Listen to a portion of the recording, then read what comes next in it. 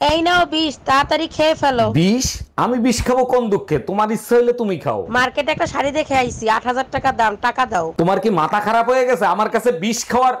এই শোনো, এবার তো পুজোর মার্কেট করতে পারবো না, তুমি তোমার বাবার বাড়ি চলে যাও। ছেলে মেয়ে কি সাথে নিয়ে যাব নাকি তোমার কাছে থাকবে? ছেলে মেয়ে ওদের মামা বাড়ি পাঠিয়ে দেবো, আর আমি আমার শ্বশুর বাড়ি চলে যাবো। আচ্ছা ঠিক আছে, আর আমি মুড়া ঝাঁটা দিয়ে তোমারে বরণ করে নিব। এই তোমার ভাই প্রতিদিন রাতে কান্না করে, কিসের জন্য কান্না করে জিজ্ঞেস করো তো। ভাই লিটন, তোর ভাবি বলতিছে তুই নাকি প্রতিদিন রাতে কান্না করিস। অরুণ ভাই, যার বউ নাই সে তো প্রতি রাতেই কান্না করবে, তাই না? আরে ভাই, যার বউ আছে সে দিনেও কান্না করে, রাতেও কান্না করে। আজকে দুইটারে ঝাঁটা দিয়ে পিটাবো। জানো, কাল রাতে স্বপ্নে রাবণ আইছিল। বলো কি, তাই নাকি? তারপরে রাবণ এসে কি বললো? বললো, শালা আমি কি তোর বউর অপহরণ করছি যে প্রতি বছর আমারে পোড়াইতে আসোস? তারপর তুমি কি বললা? আমি বললাম, আমার বউর অপহরণ করস নাই, তার জন্যই তো পোড়াইতে যাই। এই এবার পুজোয় কি করবা, কোনো সিদ্ধান্ত নিছো? পুজোয় তো কিছু কিনে দিলা না, তাই এইবার সিদ্ধান্ত নিছি পুজো বাপের বাড়িই করব। বলো কি, তাই নাকি? তাহলে আমি এখনই তোমার জন্য টিকিট কেটে নিয়ে আসি। আমি বাপের বাড়ি গেলে টুম্পা বাবির সাথে রাসলীলা করতে সুবিধা হবে, তাই না?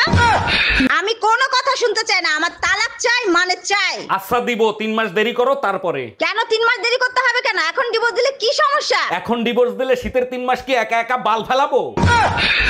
এই শোনো, তুমি আমার মানিব্যাগ থেকে টাকা নিছো? জরুরি দরকার ছিল তাই নিছি। কেন, তোমার কোনো সমস্যা আছে? আরে বাবা, দরকার ছিল আমার কাছ থেকে চাইয়ে নিতা। কতদিন আর তোমার কাছে চাবো? নিজেকে আত্মনির্ভরশীল হতে দাও।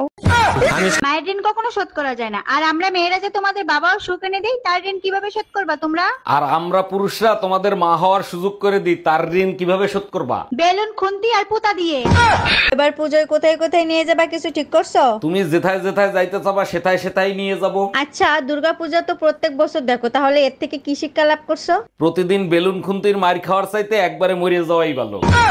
এই তোমার তো পুজোর মার্কেট করা শেষ, এখন তোমার মন খারাপ কেন? পাশের বাড়ির ভাবি 15,000 টাকা দিয়ে শাড়ি কিনছে, আর আমারে তুমি 1500 টাকা দিয়ে শাড়ি কিনে দিছো। আরে বোকা, ভাবির শাড়িও 1500 টাকায় কেনা, ও তো দামের জায়গায় আমি একটা শূন্য বাড়ায় দিছি। ও আচ্ছা, এই তুমি কি করছো?